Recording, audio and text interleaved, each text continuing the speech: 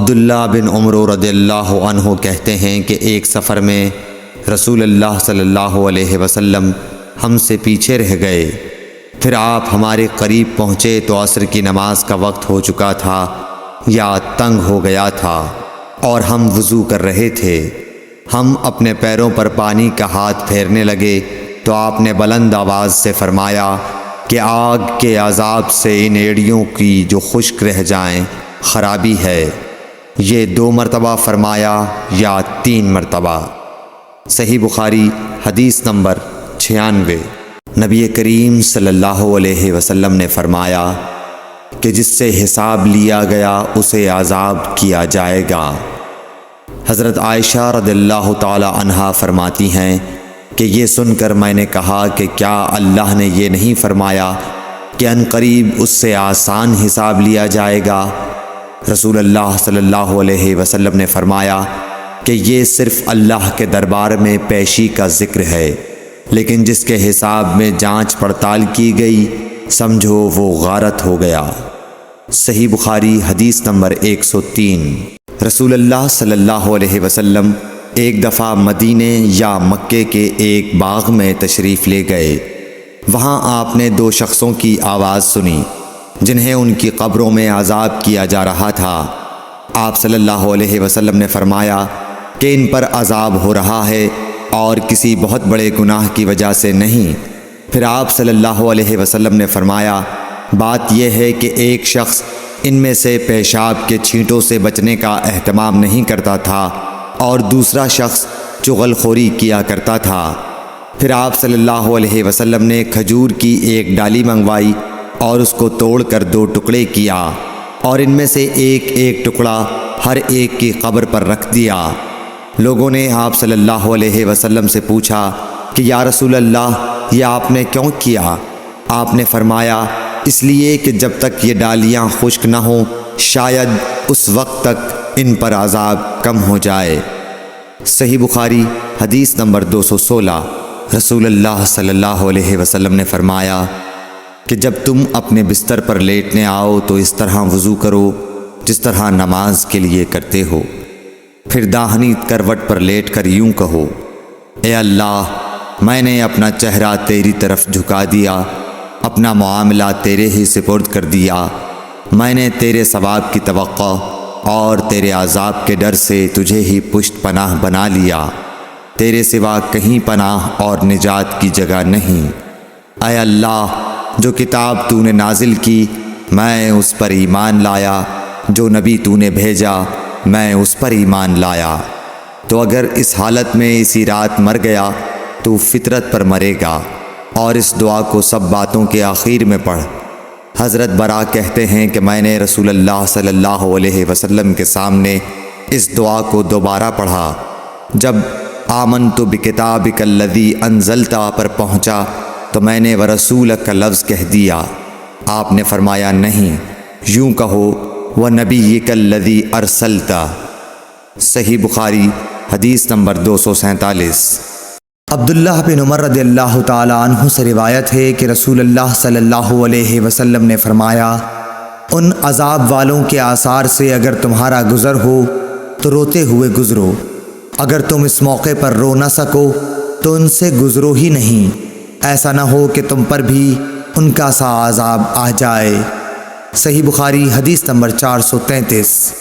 عروہ بن زبیر نے خبر دی، انہیں نبی کریم صلی اللہ علیہ وسلم کی زوجہ مطہرہ حضرت عائشہ صدیقہ رضی اللہ تعالی عنہا نے خبر دی کہ رسول اللہ صلی اللہ علیہ وسلم نماز میں یہ دعا پڑھتے تھے۔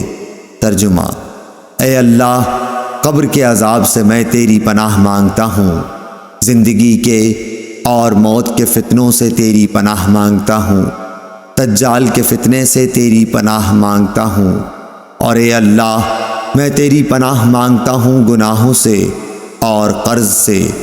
کسی یعنی ام المومنین حضرت عائشہ رضی اللہ تعالی عنہا نے حضور صلی اللہ علیہ وسلم سے عرض کی کہ آپ صلی اللہ علیہ وسلم تو قرض سے بہت ہی زیادہ پناہ مانگتے ہیں۔ اس پر آپ صلی اللہ علیہ وسلم نے فرمایا کہ جب کوئی مقروض ہو جائے تو وہ جھوٹ بولتا ہے اور وعدہ خلاف ہو جاتا ہے۔ صحیح بخاری حدیث نمبر 832۔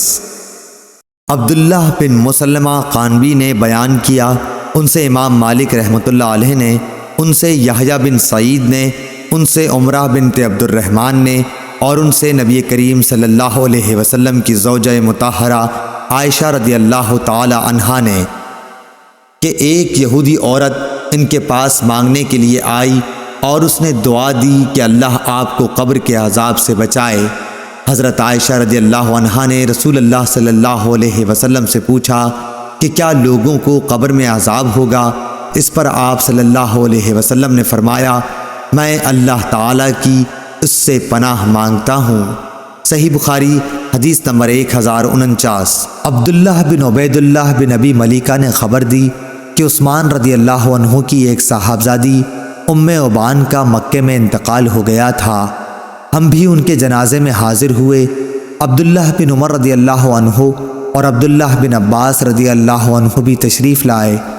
میں ان دونوں حضرات کے درمیان بیٹھا ہوا تھا، یا یہ کہا کہ میں ایک بزرگ کے قریب بیٹھ گیا اور دوسرے بزرگ بعد میں آئے اور میرے بازوؤں میں بیٹھ گئے۔ عبداللہ بن عمر رضی اللہ عنہ نے عمرو بن عثمان سے کہا، جو ام عبان کے بھائی تھے، رونے سے کیوں نہیں روکتے؟ نبی کریم صلی اللہ علیہ وسلم نے تو فرمایا ہے کہ میت پر گھر والوں کے رونے سے عذاب ہوتا ہے۔ صحیح بخاری حدیث نمبر 1286۔ عمر رضی اللہ عنہ کے ساتھ مکے سے چلا۔ جب ہم بیدا تک پہنچے تو سامنے ایک ببول کے درخت کے نیچے چند سوار نظر پڑے۔ حضرت عمر رضی اللہ عنہ نے کہا کہ جا کر دیکھو تو صحیح یہ کون لوگ ہیں؟ ان کا بیان ہے کہ میں نے دیکھا تو صہیب رضی اللہ عنہ تھے۔ پھر جب اس کی اطلاع دی تو آپ نے فرمایا کہ انہیں بلا لاؤ۔ میں صہیب رضی اللہ عنہ کے پاس دوبارہ آیا اور کہا کہ چلیے امیر المؤمنین بلاتے ہیں۔ چنانچہ وہ خدمت میں حاضر ہوئے۔ خیر یہ قصہ تو ہو چکا۔ پھر جب حضرت عمر رضی اللہ عنہ زخمی کیے گئے تو صہیب رضی اللہ عنہ روتے ہوئے اندر داخل ہوئے۔ وہ کہہ رہے تھے، ہائے میرے بھائی، ہائے میرے صاحب۔ اس پر عمر رضی اللہ عنہ نے فرمایا کہ صہیب، تم مجھ پر روتے ہو، تم نہیں جانتے کہ رسول اللہ صلی اللہ علیہ وسلم نے فرمایا تھا کہ میت پر اس کے گھر والوں کے رونے سے عذاب ہوتا ہے۔ صحیح بخاری حدیث نمبر 1287۔ خالد حذا نے بیان کیا، ان سے ابو قلابہ نے اور ان سے ثابت بن ضحاک رضی اللہ عنہ نے کہ نبی کریم صلی اللہ علیہ وسلم نے فرمایا کہ جو شخص اسلام کے سوا کسی اور دین پر ہونے کی جھوٹی قسم قصدن کھائے تو وہ ویسا ہی ہو جائے گا جیسا کہ اس نے اپنے لیے کہا ہے، اور جو شخص اپنے آپ کو دھاردار چیز سے ذبح کر لے اسے جہنم میں اسی ہتھیار سے عذاب ہوتا رہے گا۔ صحیح بخاری حدیث نمبر 1363۔ یحییٰ بن ابی کثیر نے بیان کیا، ان سے ابو سلمہ نے اور ان سے ابو ہریرہ رضی اللہ عنہ نے بیان کیا کہ رسول اللہ صلی اللہ علیہ وسلم اس طرح دعا کرتے تھے، اے اللہ، میں قبر کے عذاب سے تیری پناہ چاہتا ہوں، اور دوزخ کے عذاب سے، اور زندگی اور موت کی آزمائشوں سے، اور کان دجال کی بلا سے تیری پناہ چاہتا ہوں۔ صحیح بخاری حدیث نمبر 1377۔ عمرو بن میمون اودی نے بیان کیا کہ میری موجودگی میں حضرت عمر بن خطاب رضی اللہ عنہ نے عبداللہ بن عمر رضی اللہ عنہ سے فرمایا کہ اے عبداللہ، ام المومنین عائشہ رضی اللہ عنہا کی خدمت میں جا اور کہہ کہ عمر بن خطاب نے آپ کو سلام کہا ہے، اور پھر ان سے معلوم کرنا کہ کیا مجھے میرے دونوں ساتھیوں کے ساتھ دفن ہونے کی آپ کی طرف سے اجازت مل سکتی ہے۔ حضرت عائشہ رضی اللہ عنہا نے کہا کہ میں نے اس جگہ کو اپنے لیے پسند کر رکھا تھا، لیکن آج میں اپنے پر عمر رضی اللہ عنہ کو ترجیح دیتی ہوں۔ جب ابن عمر رضی اللہ عنہ واپس آئے تو عمر رضی اللہ عنہ نے دریافت کیا کہ کیا پیغام لائے ہو؟ کہا کہ امیر المومنین، انہوں نے آپ کو اجازت دے دی ہے۔ عمر رضی اللہ عنہ یہ سن کر بولے کہ اس جگہ دفن ہونے سے زیادہ مجھے اور کوئی چیز عزیز نہیں تھی، لیکن جب میری روح قبض ہو جائے تو مجھے اٹھا کر لے جانا، اور پھر دوبارہ عائشہ رضی اللہ عنہا کو میرا سلام پہنچا کر ان سے کہنا کہ عمر نے آپ سے اجازت چاہی ہے، اگر اس وقت بھی وہ اجازت دے دیں تو مجھے وہیں دفن کر دینا، ورنہ مسلمانوں کے قبرستان میں دفن کر دینا۔ میں اس امر خلافت کا ان چند صحابہ سے زیادہ اور کسی کو مستحق نہیں سمجھتا جن سے رسول اللہ صلی اللہ علیہ وسلم اپنی وفات کے وقت تک خوش اور راضی رہے۔ وہ حضرات میرے بعد جسے بھی خلیفہ بنائیں، خلیفہ وہی ہوگا، اور تمہارے لیے ضروری ہے کہ تم اپنے خلیفہ کی باتیں توجہ سے سنو اور اس کی اطاعت کرو۔ آپ نے اس موقع پر حضرت عثمان، علی، طلحہ، زبیر، عبد الرحمن بن عوف اور سعد بن ابی وقاص رضی اللہ عنہم کے نام لیے۔ اتنے میں ایک انصاری نوجوان داخل ہوا اور کہا کہ اے امیر المومنین، آپ کو بشارت ہو، اللہ عز و جل کی طرف سے آپ کا اسلام میں پہلے داخل ہونے کی وجہ سے جو مرتبہ تھا وہ آپ کو معلوم ہے۔ پھر جب آپ خلیفہ ہوئے تو آپ نے انصاف کیا، پھر آپ نے شہادت پائی۔ حضرت عمر رضی اللہ عنہ بولے، میرے بھائی کے بیٹے، کاش ان کی وجہ سے میں برابر چھوٹ جاؤں، نہ مجھے کوئی عذاب ہو اور نہ کوئی ثواب۔ ہاں، میں اپنے بعد آنے والے خلیفہ کو وصیت کرتا ہوں کہ وہ مہاجرین اولین کے ساتھ اچھا برتاؤ رکھے، ان کے حقوق پہچانے اور ان کی عزت کی حفاظت کرے، اور میں اسے انصار کے بارے میں بھی اچھا برتاؤ رکھنے کی وصیت کرتا ہوں۔ یہ وہ لوگ ہیں جنہوں نے ایمان والوں کو اپنے گھروں میں جگہ دی۔ میری وصیت ہے کہ ان اچھے لوگوں کے ساتھ بھلائی کی جائے اور ان میں جو برے ہوں ان سے درگزر کیا جائے، اور میں ہونے والے خلیفہ کو وصیت کرتا ہوں اس ذمہ داری کو پورا کرنے کی جو اللہ اور رسول کی ذمہ داری ہے، یعنی غیر مسلموں کو جو اسلامی حکومت کے تحت زندگی گزارتے ہیں کہ ان سے کیے گئے وعدوں کو پورا کیا جائے، انہیں بچا کر لڑا جائے اور طاقت سے زیادہ ان پر کوئی بھار نہ ڈالا جائے۔ صحیح بخاری حدیث نمبر 1392۔ ابو زناد نے بیان کیا کہ عبد الرحمن بن حرمز اعرج نے ان سے بیان کیا کہ انہوں نے ابو ہریرہ رضی اللہ عنہ سے سنا، آپ نے بیان کیا کہ نبی کریم صلی اللہ علیہ وسلم نے فرمایا کہ اونٹ قیامت کے دن اپنے مالکوں کے پاس جنہوں نے ان کا حق زکوٰۃ نہ ادا کیا کہ اس سے زیادہ موٹے تازے ہو کر آئیں گے جیسے دنیا میں تھے، اور انہیں اپنے کھروں سے روندیں گے۔ بکریاں بھی اپنے مالکوں کے پاس جنہوں نے ان کے حق نہیں دیے تھے پہلے سے زیادہ موٹی تازی ہو کر آئیں گی اور انہیں اپنے کھروں سے روندیں گی اور اپنے سینگوں سے ماریں گی۔ رسول اللہ صلی اللہ علیہ وسلم نے فرمایا کہ اس کا حق یہ بھی ہے کہ اسے پانی ہی پر، یعنی جہاں وہ چراگاہ میں چر رہی ہوں، دوہا جائے۔ آپ نے فرمایا کہ کوئی شخص قیامت کے دن اس طرح نہ آئے کہ وہ اپنی گردن پر ایک ایسی بکری اٹھائے ہوئے ہو جو چلا رہی ہو اور وہ مجھ سے کہے کہ اے محمد صلی اللہ علیہ وسلم، مجھے عذاب سے بچائیے۔ میں اسے یہ جواب دوں کہ تیرے لیے میں کچھ نہیں کر سکتا، میرا کام پہنچانا تھا سو میں نے پہنچا دیا۔ اسی طرح کوئی شخص اپنی گردن پر اونٹ لیے ہوئے قیامت کے دن نہ آئے کہ اونٹ چلا رہا ہو اور وہ خود مجھ سے فریاد کرے، اے محمد صلی اللہ علیہ وسلم، مجھے بچائیے، اور میں یہ جواب دے دوں کہ تیرے لیے میں کچھ نہیں کر سکتا، میں نے تجھ کو خدا کا حکم زکوٰۃ پہنچا دیا تھا۔ صحیح بخاری حدیث نمبر 1402۔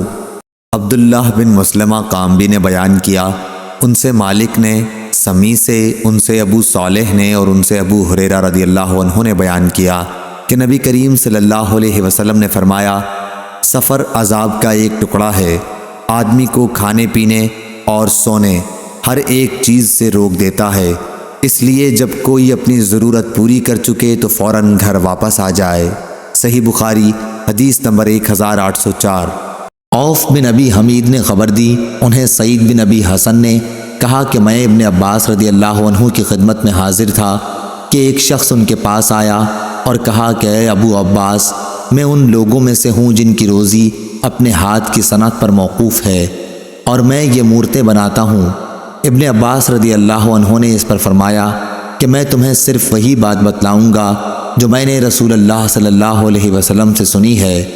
انہوں نے کہا کہ میں نے آپ صلی اللہ علیہ وسلم کو یہ فرماتے سنا تھا کہ جس نے بھی کوئی مورت بنائی تو اللہ تعالیٰ اسے اس وقت تک عذاب کرتا رہے گا جب تک وہ شخص اپنی مورت میں جان نہ ڈال دے، اور وہ کبھی اس میں جان نہیں ڈال سکتا۔ یہ سن کر اس شخص کا سانس چڑھ گیا اور چہرہ زرد پڑ گیا۔ ابن عباس رضی اللہ عنہ نے فرمایا کہ افسوس، اگر تم مورتیں بنانا ہی چاہتے ہو تو ان درختوں کی اور ہر اس چیز کی جس میں جان نہیں ہے مورتیں بنا سکتے ہو۔ ابو عبداللہ امام بخاری نے کہا کہ سعید بن ابی عروبہ نے نضر بن انس سے صرف یہی ایک حدیث سنی ہے۔ صحیح بخاری حدیث نمبر 2225۔ اعمش نے بیان کیا کہ میں نے ابو صالح سے سنا، وہ بیان کرتے تھے کہ میں نے ابو ہریرہ رضی اللہ عنہ سے سنا کہ رسول اللہ صلی اللہ علیہ وسلم نے فرمایا، 3 طرح کے لوگ وہ ہوں گے جن کی طرف قیامت کے دن اللہ تعالیٰ نظر بھی نہیں اٹھائے گا اور نہ انہیں پاک کرے گا، بلکہ ان کے لیے دردناک عذاب ہوگا۔ ایک وہ شخص جس کے پاس راستے میں ضرورت سے زیادہ پانی ہو اور اس نے کسی مسافر کو اس کے استعمال سے روک دیا۔ دوسرا وہ شخص جو کسی حاکم سے بیعت صرف دنیا کے لیے کرے کہ اگر وہ حاکم اسے کچھ دے تو وہ راضی رہے ورنہ خفا ہو جائے۔ تیسرے وہ شخص جو اپنا بیچنے کا سامان عصر کے بعد لے کر کھڑا ہوا اور کہنے لگا کہ اس اللہ کی قسم جس کے سوا کوئی سچا معبود نہیں، مجھے اس سامان کی قیمت اتنی مل رہی تھی۔ اس پر ایک شخص نے اسے سچ سمجھا اور اس کی بتائی ہوئی قیمت پر اس سامان کو خرید لیا۔ پھر آپ صلی اللہ علیہ وسلم نے اس آیت کی تلاوت کی، جو لوگ اللہ کو درمیان میں دے کر اور جھوٹی قسمیں کھا کر دنیا کا تھوڑا سا مال مول لیتے ہیں، آخر تک۔ صحیح بخاری حدیث نمبر 2358۔ نافع بن عمر نے بیان کیا، ان سے ابن ابی ملیکہ نے اور ان سے اسماء بنت ابی بکر رضی اللہ عنہا نے کہ نبی کریم صلی اللہ علیہ وسلم نے ایک دفعہ سورج گرہن کی نماز پڑھی، پھر فرمایا، ابھی دوزخ مجھ سے اتنی قریب آ گئی تھی کہ میں نے چونک کر کہا، اے رب، کیا میں بھی انہی میں سے ہوں؟ اتنے میں دوزخ میں میری نظر ایک عورت پر پڑی۔ اسماء رضی اللہ عنہا نے بیان کیا، مجھے یاد ہے کہ آن حضرت صلی اللہ علیہ وسلم نے فرمایا تھا کہ اس عورت کو ایک بلی نوچ رہی تھی۔ آپ نے دریافت فرمایا کہ اس پر اس عذاب کی کیا وجہ ہے؟ آپ کے ساتھ والے فرشتوں نے کہا کہ اس عورت نے اس بلی کو اتنی دیر تک باندھے رکھا کہ وہ بھوک کے مارے مر گئی۔ صحیح بخاری حدیث نمبر 2364۔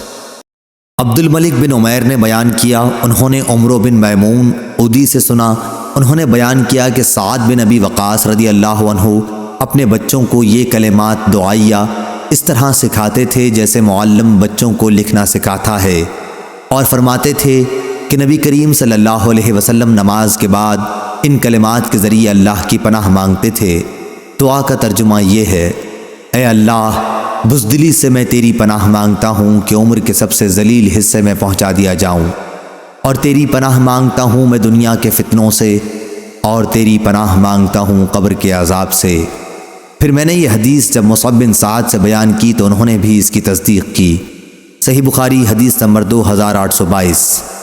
اسحاق بن ابراہیم نے بیان کیا، انہوں نے یحییٰ بن آدم سے سنا، انہوں نے کہا کہ ہم سے ابو الاحوص نے بیان کیا، ان سے ابو اسحاق نے، ان سے عمرو بن میمون نے اور ان سے معاذ رضی اللہ عنہ نے بیان کیا کہ نبی کریم صلی اللہ علیہ وسلم جس گدھے پر سوار تھے میں اس پر آپ کے پیچھے بیٹھا ہوا تھا۔ اس گدھے کا نام عفیر تھا۔ آپ نے فرمایا، اے معاذ، کیا تمہیں معلوم ہے کہ اللہ تعالیٰ کا حق اپنے بندوں پر کیا ہے اور بندوں کا حق اللہ تعالیٰ پر کیا ہے؟ میں نے عرض کیا، اللہ اور اس کے رسول ہی زیادہ جانتے ہیں۔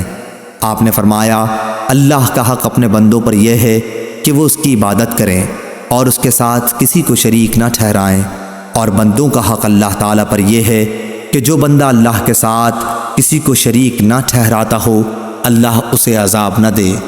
میں نے کہا، یا رسول اللہ صلی اللہ علیہ وسلم، کیا میں اس کی لوگوں کو بشارت نہ دے دوں؟ حضرت صلی اللہ علیہ وسلم نے فرمایا، لوگوں کو اس کی بشارت نہ دو ورنہ وہ خالی اعتماد کر بیٹھیں گے اور نیک اعمال سے غافل ہو جائیں گے۔ صحیح بخاری حدیث نمبر 2856۔ فیان بن عینہ نے بیان کیا، ان سے ابن زکوان نے، ان سے اعرج نے اور ان سے ابو ہریرہ رضی اللہ عنہ نے بیان کیا کہ رسول اللہ صلی اللہ علیہ وسلم صبح کی دعائے قنوت میں دوسری رکعت کے رکوع کے بعد یہ دعا پڑھتے تھے۔ ترجمہ، اے اللہ، سلمہ بن ہشام کو نجات دے، اے اللہ، ولید بن ولید کو نجات دے، اے اللہ، عیاش بن ابی ربیعہ کو نجات دے، اے اللہ تمام کمزور مسلمانوں کو نجات دے جو مکے میں مشرکین کی سختیاں جھیل رہے تھے۔ اے اللہ مضر پر اپنا سخت عذاب نازل کر۔ اے اللہ ایسا قحط نازل کر جیسا یوسف علیہ السلام کے زمانے میں پڑا تھا۔ صحیح بخاری حدیث نمبر 2932۔ مکی بن ابراہیم نے بیان کیا، کہا ہم سے ابن جریج نے، ان سے عطا نے اور ان سے عائشہ رضی اللہ عنہا نے بیان کیا کہ جب نبی کریم صلی اللہ علیہ وسلم ابر کا کوئی ایسا ٹکڑا دیکھتے جس سے بارش کی امید ہوتی تو آپ کبھی آگے آتے کبھی پیچھے جاتے، کبھی گھر کے اندر تشریف لاتے کبھی باہر آ جاتے اور چہرہ مبارک کا رنگ بدل جاتا، لیکن جب بارش ہونے لگتی تو پھر یہ کیفیت باقی نہ رہتی۔ ایک مرتبہ حضرت عائشہ رضی اللہ عنہا نے اس کے متعلق آپ سے پوچھا تو آپ نے فرمایا میں نہیں جانتا، ممکن ہے یہ بادل بھی ویسا ہی ہو جس کے بارے میں قوم عاد نے کہا تھا جب انہوں نے بادل کو اپنی وادیوں کی طرف آتے دیکھا تھا، آخر آیت تک کہ ان کے لیے رحمت کا بادل آیا ہے حالانکہ وہ عذاب کا بادل تھا۔ صحیح بخاری حدیث نمبر 3206۔ امام مالک رحمہ اللہ نے بیان کیا، ان سے ابو زناد نے، ان سے اعرج نے اور ان سے ابو ہریرہ رضی اللہ عنہ نے کہ رسول اللہ صلی اللہ علیہ وسلم نے فرمایا تمہاری دنیا کی آگ جہنم کی آگ کے مقابلے میں اپنی گرمی اور ہلاکت خیزی میں 17واں حصہ ہے۔ کسی نے پوچھا یا رسول اللہ کفار اور گناہگاروں کے عذاب کے لیے تو یہ ہماری دنیا کی آگ بھی بہت تھی۔ آپ صلی اللہ علیہ وسلم نے فرمایا کہ دنیا کی آگ کے مقابلے میں جہنم کی آگ 69 گنا بڑھ کر ہے۔ صحیح بخاری حدیث نمبر 3265۔ شعبہ نے بیان کیا، ان سے ابو عمران جونی نے اور ان سے حضرت انس رضی اللہ عنہ نے نبی کریم صلی اللہ علیہ وسلم سے کہ اللہ تعالیٰ قیامت کے دن اس شخص سے پوچھے گا جسے دوزخ کا سب سے ہلکا عذاب کیا گیا ہوگا، اگر دنیا میں تمہاری کوئی چیز ہوتی تو کیا اس عذاب سے نجات پانے کے لیے اسے بدلے میں دے سکتا تھا؟ وہ شخص کہے گا کہ جی ہاں۔ اس پر اللہ تعالیٰ فرمائے گا کہ جب تو آدم کی پیٹھ میں تھا تو میں نے تجھ سے اس سے بھی معمولی چیز کا مطالبہ کیا تھا روز ازل میں کہ میرا کسی کو بھی شریک نہ ٹھہرانا، لیکن جب تو دنیا میں آیا تو اسی شرک کا عمل اختیار کیا۔ صحیح بخاری حدیث نمبر 3334۔ ابو اسامہ نے بیان کیا، ان سے عامش نے، ان سے ابو صالح نے اور ان سے حضرت ابو سعید خدری رضی اللہ عنہ نے بیان کیا کہ نبی کریم صلی اللہ علیہ وسلم نے فرمایا کہ اللہ تعالیٰ قیامت کے دن فرمائے گا اے آدم علیہ السلام عرض کریں گے میں اطاعت کے لیے حاضر ہوں، مستعد ہوں، ساری بھلائیاں صرف تیرے ہی ہاتھ میں ہیں۔ اللہ تعالیٰ فرمائے گا جہنم میں جانے والوں کو لوگوں میں سے الگ نکال لو۔ حضرت آدم علیہ السلام عرض کریں گے اے اللہ جہنمیوں کی تعداد کتنی ہے؟ اللہ تعالیٰ فرمائے گا کہ ہر 1000 میں سے 999۔ اس وقت کی ہولناکی اور وحشت سے بچے بوڑھے ہو جائیں گے اور ہر حاملہ عورت اپنا حمل گرا دے گی۔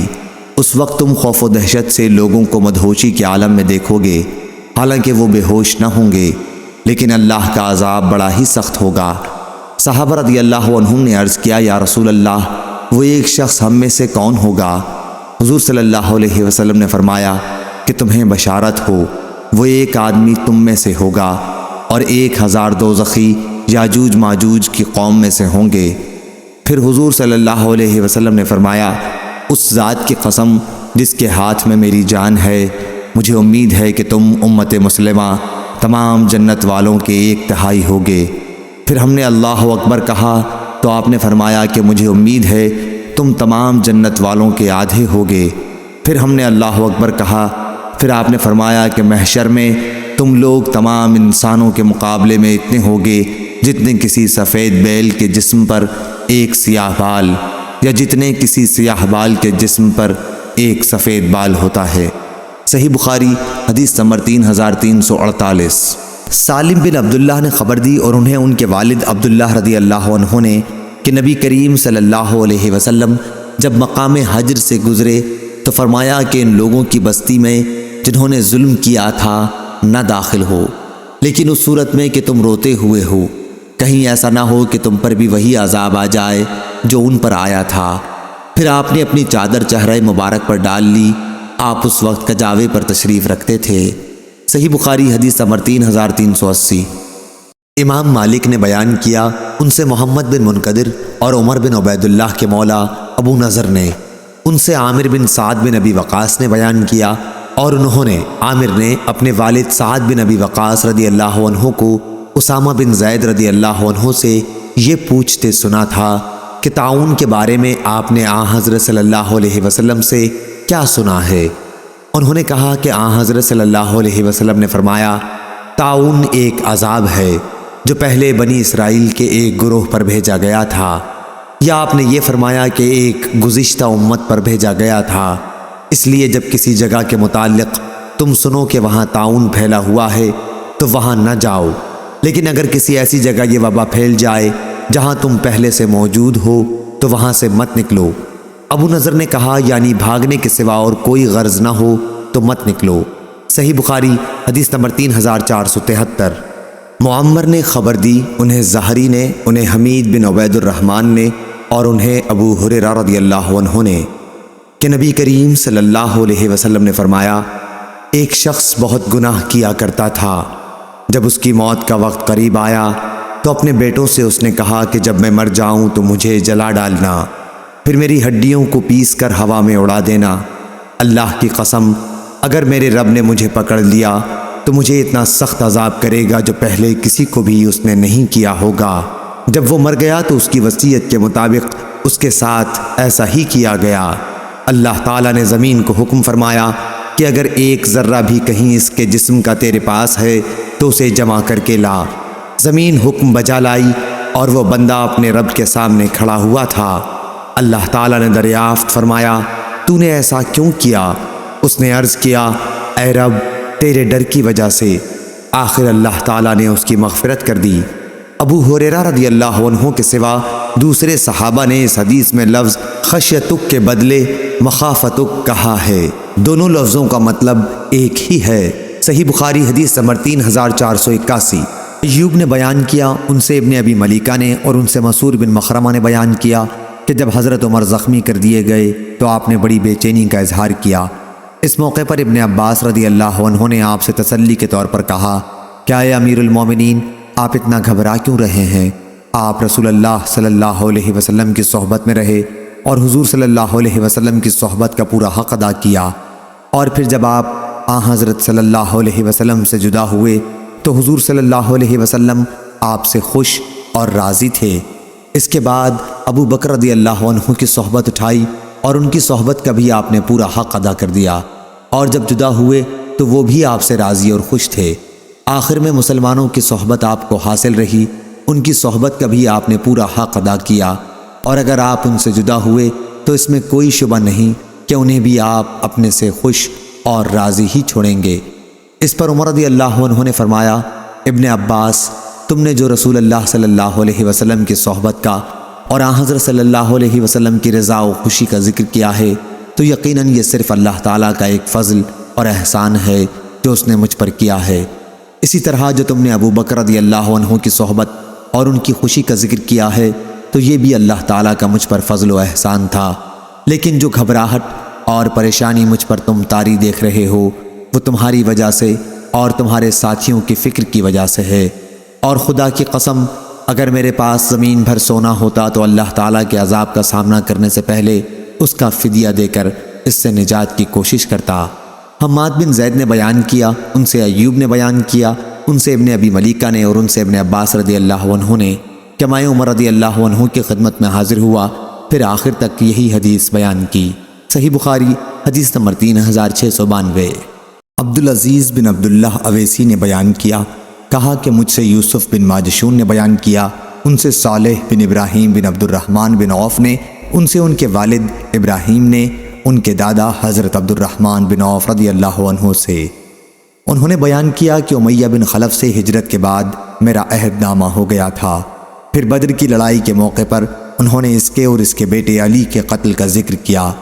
بلال نے جب اسے دیکھ لیا تو کہا کہ اگر آج امیہ بچ نکلا تو میں آخرت میں عذاب سے بچ نہیں سکوں گا۔ صحیح بخاری حدیث نمبر 3971۔ عبداللہ بن محمد نے بیان کیا، کہا انہوں نے روح بن عبادہ سے سنا، کہا ہم سے سعید بن ابی عروبہ نے بیان کیا، ان سے قتادہ نے بیان کیا کہ انس بن مالک رضی اللہ عنہ نے کہا، ہم سے ابو طلحہ رضی اللہ عنہ نے بیان کیا کہ بدر کی لڑائی میں رسول اللہ صلی اللہ علیہ وسلم کے حکم سے قریش کے 24 مقتول سردار بدر کے ایک بہت ہی اندھیرے اور گندے کنویں میں پھینک دیے گئے۔ عادت مبارکہ تھی کہ جب دشمن پر غالب ہوتے تو میدان جنگ میں 3 دن تک قیام فرماتے۔ جنگ بدر کے خاتمے کے تیسرے دن آپ صلی اللہ علیہ وسلم کے حکم سے آپ کی سواری پر کجاوا باندھا گیا اور آپ روانہ ہوئے۔ آپ کے اصحاب بھی آپ کے ساتھ تھے۔ صحابہ نے کہا غالباً آپ کسی ضرورت کے لیے تشریف لے جا رہے ہیں۔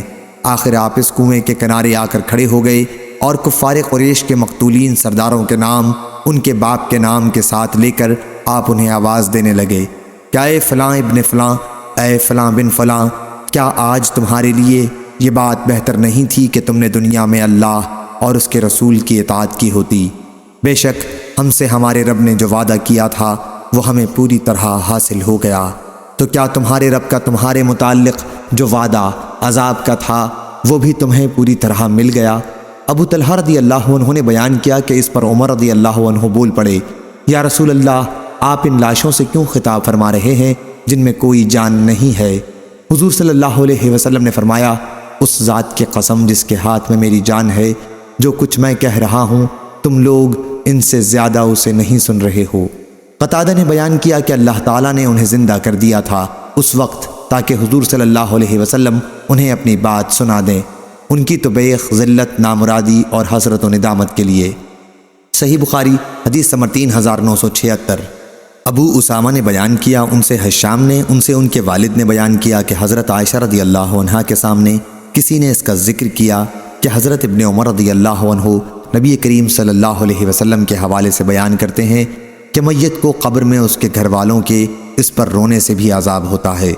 اس پر عائشہ رضی اللہ عنہا نے کہا کہ حضور صلی اللہ علیہ وسلم نے تو یہ فرمایا تھا کہ عذاب میت پر اس کی بدعملیوں اور گناہوں کی وجہ سے ہوتا ہے، اور اس کے گھر والے ہیں کہ اب بھی اس کی جدائی میں روتے رہتے ہیں۔ صحیح بخاری حدیث نمبر 3978۔ مسروق نے بیان کیا کہ ہم عائشہ رضی اللہ عنہا کی خدمت میں حاضر ہوئے تو ان کے یہاں حسان بن ثابت رضی اللہ عنہ موجود تھے اور ام المومنین رضی اللہ عنہا کو اپنے اشعار سنا رہے تھے۔ ایک شعر تھا جس کا ترجمہ یہ ہے، وہ سنجیدہ اور پاک دامن ہے جس پر کبھی تہمت نہیں لگائی گئی، وہ ہر صبح بھوکی ہو کر نادان بہنوں کا گوشت نہیں کھاتی۔ اس پر عائشہ رضی اللہ عنہا نے کہا، لیکن تم تو ایسے نہیں ثابت ہوئے۔ مسروق نے بیان کیا کہ پھر میں نے عائشہ رضی اللہ عنہا سے عرض کیا، آپ انہیں اپنے یہاں آنے کی اجازت کیوں دیتی ہیں جبکہ اللہ تعالیٰ ان کے متعلق فرما چکا ہے کہ اور ان میں وہ شخص جو تہمت لگانے میں سب سے زیادہ ذمہ دار ہے اس کے لیے بڑا عذاب ہوگا۔ اس پر ام المومنین نے فرمایا کہ نابینا ہو جانے سے سخت اور کیا عذاب ہوگا۔ حسان رضی اللہ عنہ کی بصارت آخر عمر میں چلی گئی تھی۔ عائشہ رضی اللہ عنہا نے ان سے کہا کہ حسان رضی اللہ عنہ رسول اللہ صلی اللہ علیہ وسلم کی حمایت کیا کرتے تھے۔ صحیح بخاری حدیث نمبر 4146۔ شعبہ نے بیان کیا ان سے صاحب زیادی عبد الحمید نے جو کردید کے صاحبزادے تھے، انہوں نے انس بن مالک رضی اللہ عنہ سے سنا کہ ابو جہل نے کہا تھا کہ اے اللہ، اگر یہ کلام تیری طرف سے واقعی حق ہے تو ہم پر آسمانوں سے پتھر برسا دے یا پھر کوئی اور ہی عذاب دردناک لے آ۔ تو اس پر آیت، حالانکہ اللہ ایسا نہیں کرے گا کہ انہیں عذاب دے اس حال میں کہ آپ ان میں موجود ہوں، اور نہ اللہ ان پر عذاب لائے گا اس حال میں کہ وہ استغفار کر رہے ہوں۔ ان لوگوں کے لیے کیا وجہ کہ اللہ ان پر عذاب ہی سرے سے نہ لائے، درآں حالانکہ وہ مسجد حرام سے روکتے ہیں، آخر آیت تک۔ صحیح بخاری حدیث نمبر 4648۔ زید بن وہب نے بیان کیا کہ میں مقام ربضہ میں ابو ذر غفاری رضی اللہ عنہ کی خدمت میں حاضر ہوا اور عرض کیا کہ اس جنگل میں آپ نے کیوں قیام کو پسند کیا؟ فرمایا کہ ہم شام میں تھے، مجھ میں اور وہاں کے حاکم معاویہ رضی اللہ عنہ میں اختلاف ہو گیا۔ میں نے یہ آیت پڑھی، اور جو لوگ سونا اور چاندی جمع کر کے رکھتے ہیں اور اس کو خرچ نہیں کرتے اللہ کی راہ میں، آپ انہیں ایک دردناک عذاب کی خبر سنا دیں۔ تو معاویہ رضی اللہ عنہ کہنے لگے کہ یہ آیت ہم مسلمانوں کے بارے میں نہیں ہے جب وہ زکوٰۃ دیتے رہیں، بلکہ اہل کتاب کے بارے میں ہے۔ فرمایا کہ میں نے اس پر کہا کہ یہ ہمارے بارے میں بھی ہے اور اہل کتاب کے بارے میں بھی ہے۔ صحیح بخاری حدیث نمبر 4660۔ حضرت عبداللہ بن عمر رضی اللہ عنہ نے بیان کیا کہ رسول اللہ صلی اللہ علیہ وسلم نے اصحاب حجر کے متعلق فرمایا تھا کہ اس قوم کی بستی سے جب گزرنا ہی پڑ گیا ہے تو روتے ہوئے گزرو، اور اگر روتے ہوئے نہیں گزر سکتے تو پھر اس میں نہ جاؤ، کہیں تم پر بھی وہی عذاب نہ آئے جو ان پر آیا تھا۔ صحیح بخاری حدیث نمبر 4702۔ خباب بن ارت رضی اللہ عنہ نے بیان کیا کہ میں پہلے لوہار تھا اور عاص بن وائل میرا مقروض تھا۔ میں اس کے پاس تقاضا کرنے گیا تو کہنے لگا کہ جب تک تم محمد صلی اللہ علیہ وسلم سے نہ پھر جاؤ گے تمہارا قرض نہیں دوں گا۔ میں نے کہا کہ میں حضرت صلی اللہ علیہ وسلم کے دین سے ہرگز نہیں پھروں گا یہاں تک اللہ تعالیٰ تجھے مار دے اور پھر زندہ کر دے۔ اس نے کہا کیا موت کے بعد میں دوبارہ زندہ کیا جاؤں گا؟ پھر تو مجھے مال و اولاد بھی مل جائیں گے اور اسی وقت تمہارا قرض بھی ادا کر دوں گا۔ راوی نے بیان کیا کہ اس کے متعلق آیت نازل ہوئی کہ افرأیت الذی کفر بآیاتنا وقال لأوتین مالا وولدا اطلع الغیب ام اتخذ عند الرحمن عہدا کلا سنکتب ما یقول ونمد له من العذاب مدا ونرثہ ما یقول ویاتینا فردا۔ بھلا تم نے اس شخص کو بھی دیکھا جو ہماری آیتوں کا انکار کرتا ہے اور کہتا ہے کہ مجھے تو مال اور اولاد مل کر رہیں گے؟ تو کیا یہ غیب پر آگاہ ہو گیا ہے یا اس نے خدائے رحمان سے کوئی عہد کر لیا ہے؟ ہرگز نہیں، البتہ ہم اس کا کہا ہوا بھی لکھ لیتے ہیں اور اس کے لیے عذاب بڑھاتے ہی چلے جائیں گے، اور اس کی کہی ہوئی کہ ہم ہی مالک ہوں گے اور وہ ہمارے پاس اکیلا آئے گا۔ صحیح بخاری حدیث نمبر 4735۔ ابن عباس رضی اللہ عنہ نے بیان کیا کہ جب آیت اور آپ اپنے خاندانی قرابت داروں کو ڈراتے رہیے نازل ہوئی تو نبی کریم صلی اللہ علیہ وسلم صفا پہاڑی پر چڑھ گئے اور پکارنے لگے، اے بنی فہر، اے بنی عدی اور قریش کے دوسرے خاندان والوں۔ اس آواز پر سب جمع ہو گئے۔ اگر کوئی کسی وجہ سے نہ آ سکا تو اس نے اپنا کوئی چودھری بھیج دیا تاکہ معلوم ہو کہ کیا بات ہے۔ ابو لہب قریش کے دوسرے لوگوں کے ساتھ مجمع میں تھا۔ حضرت صلی اللہ علیہ وسلم نے انہیں خطاب کر کے فرمایا، تمہارا کیا خیال ہے اگر میں تم سے کہوں کہ وادی میں پہاڑ کے پیچھے ایک لشکر ہے اور وہ تم پر حملہ کرنا چاہتا ہے تو کیا تم میری بات سچ مانو گے؟ سب نے کہا کہ ہاں، ہم آپ کی تصدیق کریں گے، ہم نے ہمیشہ آپ کو سچا ہی پایا ہے۔ حضرت صلی اللہ علیہ وسلم نے فرمایا کہ پھر سنو، میں تمہیں اس سخت عذاب سے ڈراتا ہوں جو بالکل سامنے ہے۔ اس پر ابو لہب بولا، تجھ پر سارے دن تباہی نازل ہو، کیا تو نے ہمیں اس لیے اکٹھا کیا تھا؟ اسی واقعے پر یہ آیت نازل ہوئی۔ ابو لہب کے دونوں ہاتھ ٹوٹ گئے اور وہ برباد ہو گیا، نہ اس کا مال اس کے کام آیا اور نہ اس کی کمائی ہی اس کے آڑے آئی۔ صحیح بخاری حدیث نمبر 4770۔ مسروق نے بیان کیا کہ ایک شخص نے قبیلہ کندہ میں واز بیان کرتے ہوئے کہا کہ قیامت کے دن ایک دھواں اٹھے گا جس سے منافقوں کے آنکھ کان بالکل بیکار ہو جائیں گے، لیکن مومن پر اس کا اثر صرف زکام جیسا ہوگا۔ ہم اس کی بات سے بہت گھبرا گئے۔ پھر میں حضرت ابن مسعود رضی اللہ عنہ کی خدمت میں حاضر ہوا اور انہیں ان صاحب کی یہ بات سنائی۔ وہ اس وقت ٹیک لگائے بیٹھے تھے۔ اسے سن کر بہت غصہ ہوئے اور سیدھے بیٹھ گئے۔ پھر فرمایا کہ اگر کسی کو کسی بات کا واقعی علم ہے تو پھر اسے بیان کرنا چاہیے، لیکن اگر علم نہیں ہے تو کہہ دینا چاہیے کہ اللہ زیادہ جاننے والا ہے۔ یہ بھی علم ہی ہے کہ آدمی اپنی لا علمی کا اقرار کر لے اور صاف کہہ دے کہ میں نہیں جانتا۔ اللہ تعالیٰ نے اپنے نبی صلی اللہ علیہ وسلم سے فرمایا تھا، قُلْ مَا سَأَلَكُمْ عَلَيْهِ مِنْ أَجْرٍ وَمَا أَنَا مِنَ الْمُتَكَلِّفِينَ۔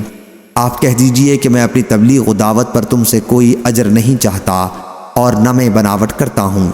اصل میں واقعہ یہ ہے کہ قریش کسی طرح اسلام نہیں لاتے تھے، اس لیے حضرت صلی اللہ علیہ وسلم نے ان کے حق میں بد دعا کی کہ اے اللہ، ان پر یوسف علیہ السلام کے زمانے جیسا قحط بھیج کر میری مدد کر۔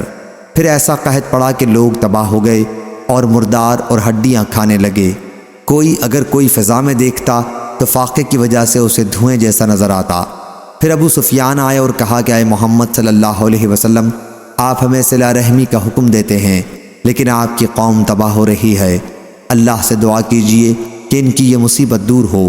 اس پر حضرت صلی اللہ علیہ وسلم نے یہ آیت پڑھی، فرتقب یوم تاتی السماء بدخان مبین الی قول عائدون۔ حضرت ابن مسعود رضی اللہ عنہ نے بیان کیا کہ قحط کا یہ عذاب تو حضرت صلی اللہ علیہ وسلم کی دعا کے نتیجے میں ختم ہو گیا تھا، لیکن کیا آخرت کا عذاب بھی ان سے ٹل جائے گا؟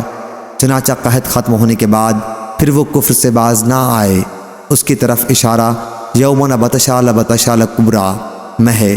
یہ بطش کفار پر غزوہ بدر کے موقع پر نازل ہوئی تھی کہ ان کے بڑے بڑے سردار قتل کر دیے گئے، اور لزامہ قید سے اشارہ بھی معرکہ بدر ہی کی طرف ہے۔ علم غلبۃ الروم سے سیغلبون تک کا واقعہ گزر چکا ہے کہ روم والوں نے فارس والوں پر فتح پا لی تھی۔ صحیح بخاری حدیث نمبر 4774۔